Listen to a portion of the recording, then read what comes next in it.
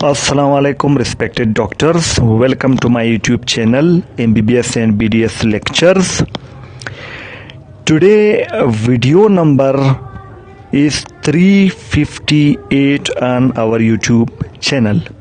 And today topic is anatomy of TMJ, mean temporomandibular joint.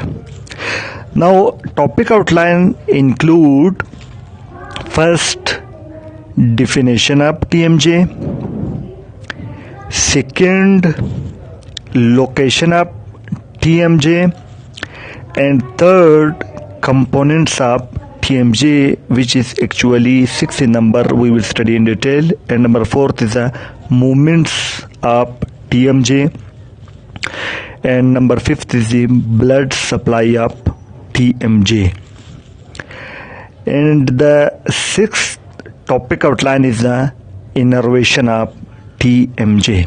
Now first we start from definition, how we define TMJ. The temporomandibular joint is formed by articulation of mandible and the temporal bone of the cranium, and it is the synovial joint. Look at this diagram.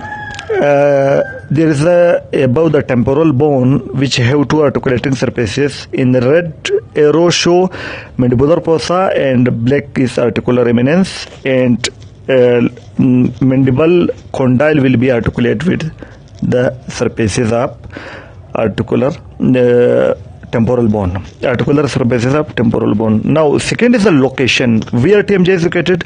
TMJ is located anteriorly to the tragus of the ear and the lateral aspect of the face. Look at this diagram. Temporomandibular joint is located anteriorly to the tragus of the ear and on the lateral surface of the face. Now after location come to the components of TMJ. Now there are 6 components of TMJ.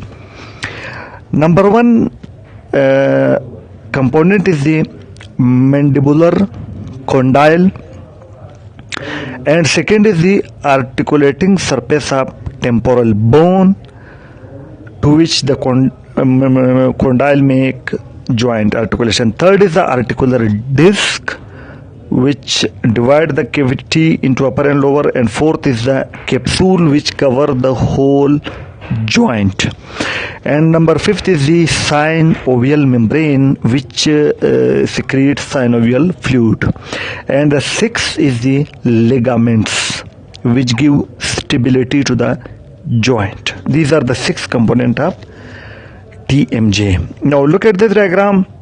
There is a condyle, and above in bluish color there is articular disc, and above the temporal bone have 2 articulating surfaces, mandibular fossa and articular eminence. Now look at this diagram again in a zoom manner. Now there is a condyle below, and above there is a temporal bone which have 2 articulating surfaces, mandibular fossa, anteriorly articular eminence, and there is a disc which divide the joint cavity into upper and lower compartment. Now again look at next diagram. There is articular disc which divide the synovial joint cavity into upper and lower compartment, and below then there is a condyle, and above there is the articular eminence and the glenoid or mandibular fossa.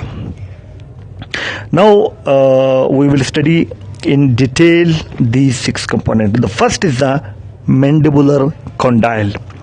It resembles a date stone measuring 15 to 20 mm long and 8 to 12 millimeter thick. It is strongly convex anterior-posteriorly and slightly convex mediolaterally. Convex mean bulge. Now look at this diagram. The TMJ is more convex anterior-posteriorly, which is shown by this yellow line, and there is a less convex mediolaterally laterally. Now come to the histology of condyle. Histologically, it is composed of cancellous bone which covered by a layer of compact bone which is covered by a fibrous layer. Mean below there is three layers: below cancellous, above compact, and the above is the fibrous layer. Look at this diagram. The condyle is actually made from hyaline cartilage, but its articulating surface is lined by fibrous cartilage. This is the most important question for MCQs and Viva. Now, the trabeculae of the cancellous bone are arranged in the radiating manner from the neck of the condyle to reach compact bone at right angle, mean at 90 degree. The bone marrow cavities of condyle is filled with a red bone marrow and are large in young person and decrease in old age. Now come to the second component of TMJ. There is the articular surface of temporal bone. It includes mandibular fossa, also known as glenoid fossa, and articular eminence. Now, look at this diagram. There is the articulating surface of temporal bone which make joint with the condyle. The black arrow anteriorly show articular eminence, and the red arrow show mandibular fossa. Now, now we will study in detail glenoid fossa and articular eminence. First, glenoid fossa, boundaries. These are most important. Now, in boundaries, posteriorly, the posterior boundary of glenoid fossa, posteriorly limited by squamous tympanic fissure, and interiorly, the glenoid fossa interiorly bounded by articular eminence. And the third in boundaries, first look at this diagram. This is below there is a condyle, and the blue is the articular disc, and above there is a articular eminence which make the interior boundaries of the TMJ. Now the third boundary is the roof of glenoid fossa. Now the roof of glenoid fossa is formed by thin layer of compact bone which separate the joint cavity TMJ from middle cranial fossa that houses temporal lobe of the brain. Now the glenoid fossa is covered by thin fibrous layer. This layer becomes thicker at posterior aspect of glenoid fossa. Now the articular surface is lined by fibrous cartilage. This is the most important part. Now come to the articular eminence. Now the articular eminence is formed from spongy bone covered by thin layer of compact bone. Now look at this diagram. Interiorly there is an articular eminence which is shown in a black arrow, which is formed by spongy bone but covered by thin layer of compact bone. Now come to the third component of TMJ, the articular disc. Now the disc is an oval, non-innervated, avascular, non-elastic, dense fibrous plate which divides the joint cavity into larger upper and smaller lower compartment. Now the disc is biconcave disc with thin central portion and thicker anterior and posterior portion. Now look at this before diagram. Posteriorly the disc divide into upper and lower lamella, inserted into upper and lower lamella. Upper lamella inserted into the squamotympanic fissure, and lower lamella blend with the periosteum of posterior aspect of condyle. Look at this diagram. There is in blue color there is a disc which thicker posteriorly and anteriorly, but thinner in the intermediate zone, but posteriorly divided into two lamella, upper and lower, and lower upper blend with a tympanic fissure. Look at this diagram in a zoom manner again. Anteriorly there is a posterior band which is thick, and intermediate zone is thin, and posteriorly divided into upper lamina posterior band and lower lamina. Lower lamina blend with the posterior aspect of the condyle periosteum, and upper lamina with the tympanic fissure. Now come to the fourth component, is the articular capsule. The capsule of TMJ, which is actually a synovial joint, is a dense collagenous membrane that surround the whole joints and attached to the articular eminence, articular disc, and neck of the condyle. It seal the joint space and provide stability to the joint. Now, look at this diagram. There is a capsule which cover the whole joint, which fill the joint space and gives stability to the joint. Now the lateral aspect of capsule is thickened to form a fan-shaped ligament known as temporomandibular ligament, or also known as lateral ligament, which prevent dislocation of TMJ. Now again look at this diagram. There is a capsule and there is a lateral ligament. Lateral ligament have same color like capsule. Actually it is a capsule. Actually it is a lateral part of capsule which become thick. Now the capsule is lined by its inner surface by synovial membrane, which secretes synovial fluid. Now the fifth component of TMJ is the synovial membrane. Now it is formed by thin layer of connective tissue that lines the entire capsule from inside. Now synovial membrane is responsible for production of synovial fluid, which is found in articular space, which is straw-colored viscous fluid. Now come to the functions of synovial fluids. There are four functions of synovial fluids. Number one is it provides liquid environment for the joint space. Second function of synovial fluid is lubrication of articular surfaces to increase efficiency and reduce erosion, mean wear, loss of bone. Third, it provides nutrition for the disc and articular surface, and we already studied disc is avascular, therefore it gains nutrition from the synovial fluid.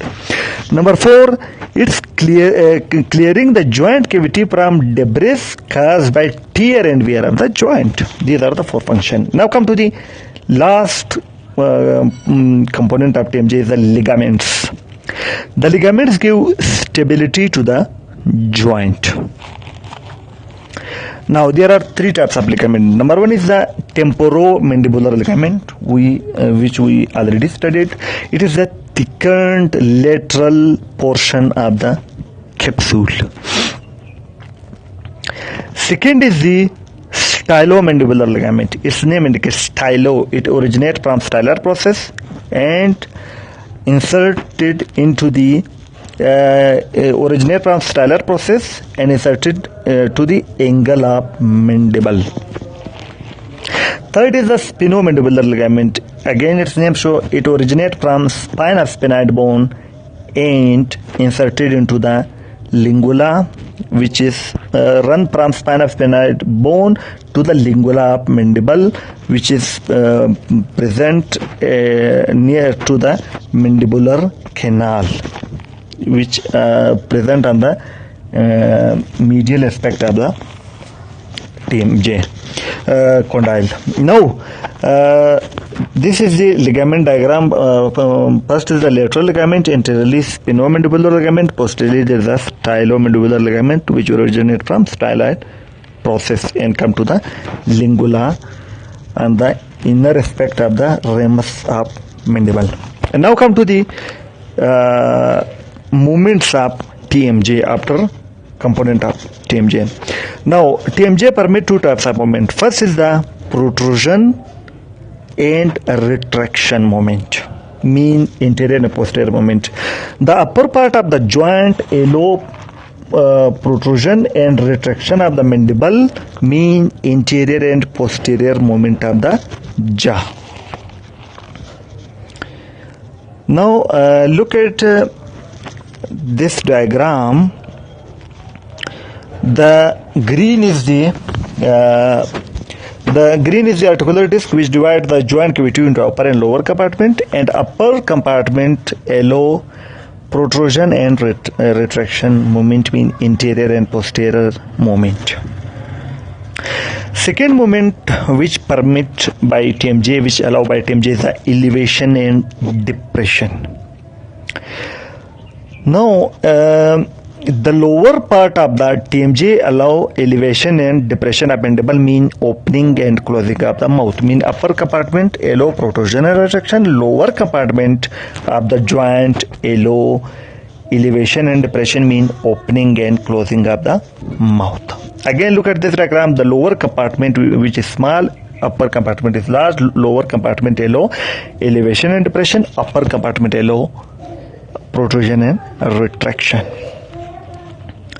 Now come to the important note.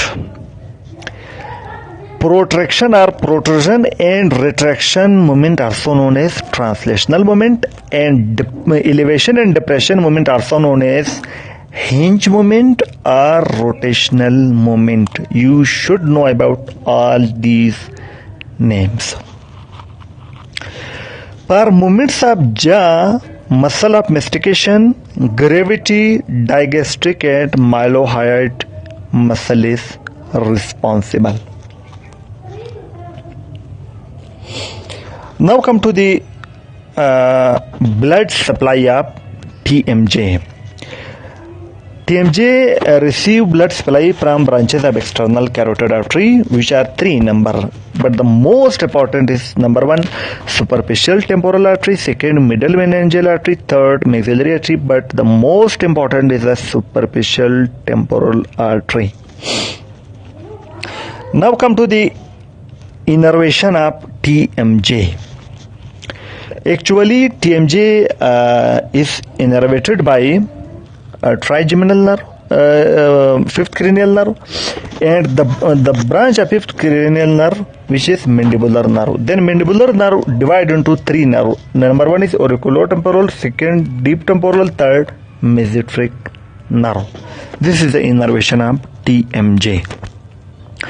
Now today our topic is end. Now we have Telegram channels and WhatsApp groups for you people. If you are MBBS student, we have a channel on Telegram by name First to Final Year MBBS Lecture. There you can find each year notes, books, past paper videos. If you are BDS student, we have a channel by name First to Final Year BDS Lecture. And also we have WhatsApp group for BDS first year by name First BDS group for boys separately, and first year BDS group for girls separately. Again, everyone can share books, notes, videos. Now next is the second BDS group for boys on WhatsApp, and the third BDS group for boys. Further we also make for girls. Now all links of these channel and WhatsApp groups are present in the description of this video. You can join by clicking the link. Now today our video is end. If you like my video, press the like button and share this video with your friends. If you new to my channel, subscribe my channel by pressing the red subscribe button and also press the bell icon in order to receive my each new video notification. For watching my videos, I am very thankful to you. Thank you very much.